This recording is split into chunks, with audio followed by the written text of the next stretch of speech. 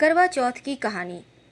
ऐसा माना जाता है कहानी कहने और सुनने से आपको इस दिन का व्रत का पूरा फल मिलता है। और कहानी के बीच बीच में आपको हुंकारा भी भरना चाहिए कि हाँ, आप सुन रहे हैं। और दूसरी बात, हाथों में आपको जितनी चीज़ें हैं वो लेके बैठिएगा, गेहूं के दाने वगैरह। अब हम कहानी आपको सुनाते हैं। बहुत समय पहले की बात है। बीरबती नाम की एक राजकुमारी थी। जब वह बड़ी हुई तो उसकी शादी एक राजा से हुई।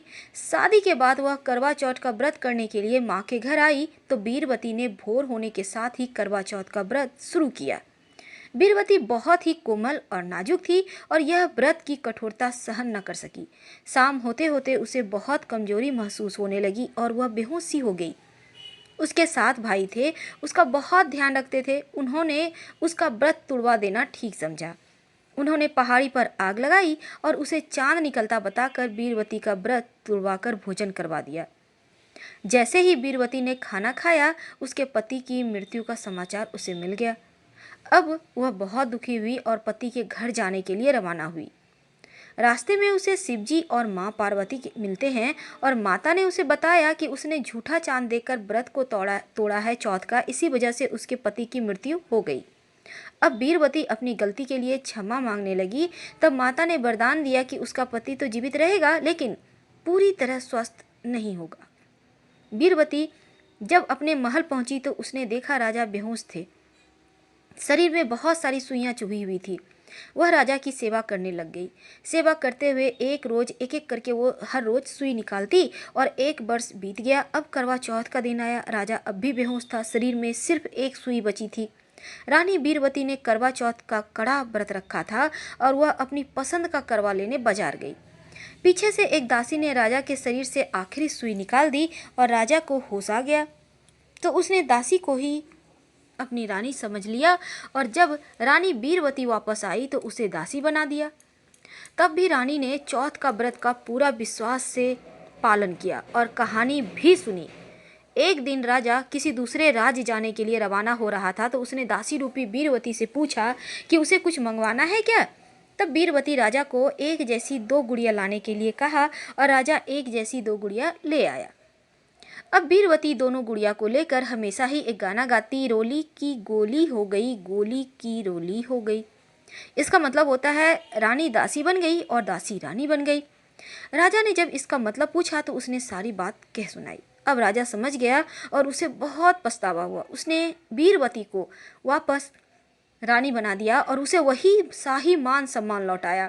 माता पार्वती के आशीर्वाद से और रानी के विश्वास और भक्तिपूर्ण निष्ठा के कारण उसे अपना पति और मान सम्मान वापस मिला। बोलो चौथ माता की जय। इसी कड़ी में एक और कहानी आती है करवा चौथ की, हुंकारा भरते रहिएगा। एक गांव में एक साहूकार के 7 बेटे और एक बेटी थी।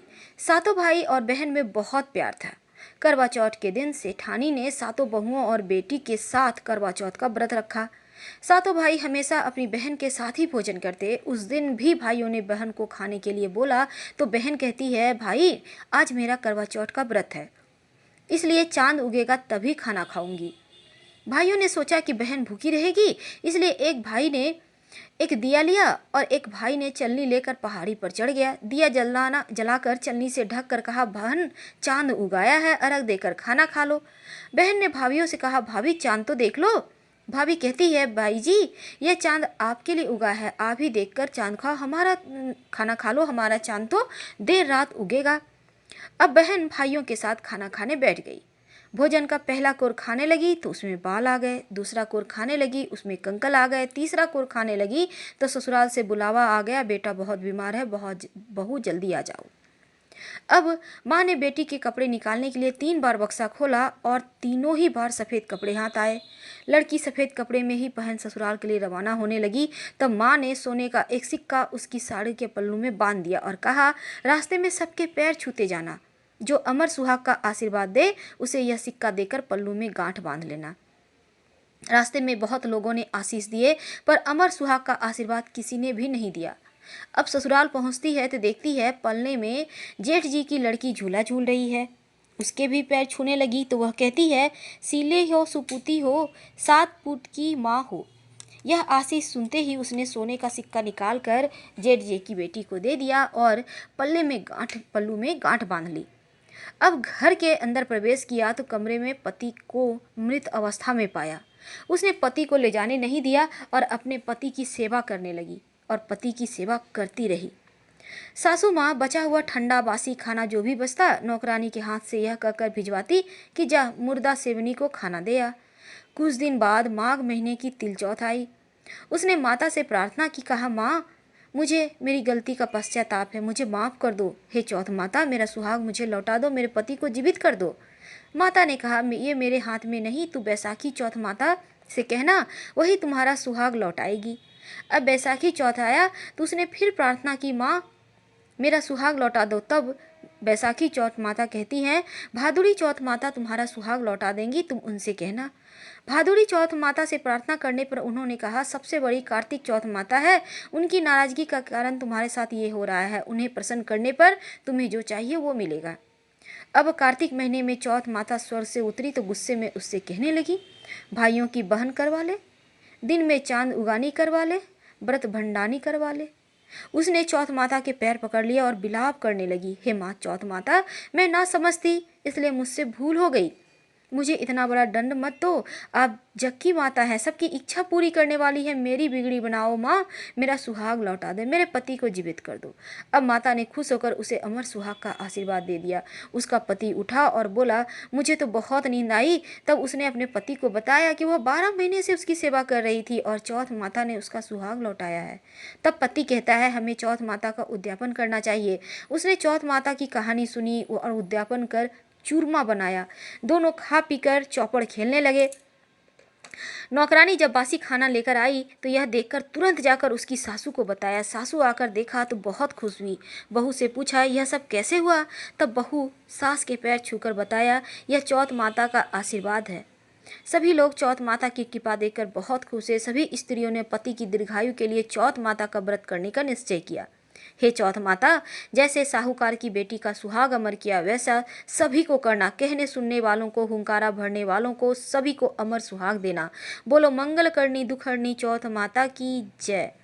हुंकारा भरते रहिएगा। अब अंत में गणेश जी की कहानी सुने बिना तो आपका ये व्रत अधूरा रह जाएगा, इसलिए गणेश जी की कहानी सुनने के बाद ही आप उठें। हुंकारा भरते रहें। आइए हम गणेश जी की कहानी आपको फटाफट सुना देते हैं, क्योंकि आपने बहुत समय से वेट किया है।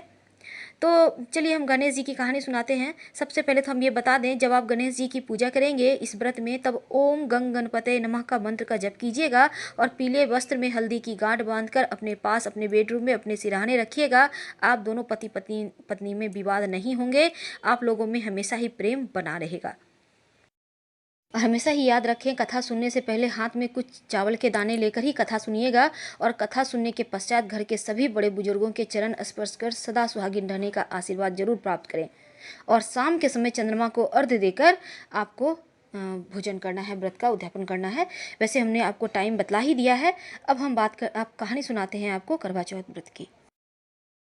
एक बुढ़िया थी, बहुत ही निर्धन और अंधी, साथ ही साथ आंखों की रोशनी नहीं रहने के कारण थोड़ी दुखी रहती थी, लेकिन गणेश जी की पूजा किया करती थी। उसके एक बेटा भी था और बहू भी थी। वह बुढ़िया सदैव गणेश जी की भक्ति करती। एक दिन गणेश जी प्रकट होकर बुढ़िया से कहते हैं, बुढ़िया माँ, तू जो चाहे मांग ले। अब बुढ़िया कहती है, मुझे तो मांगना नहीं आता, कैसे और क्या मांगू भला?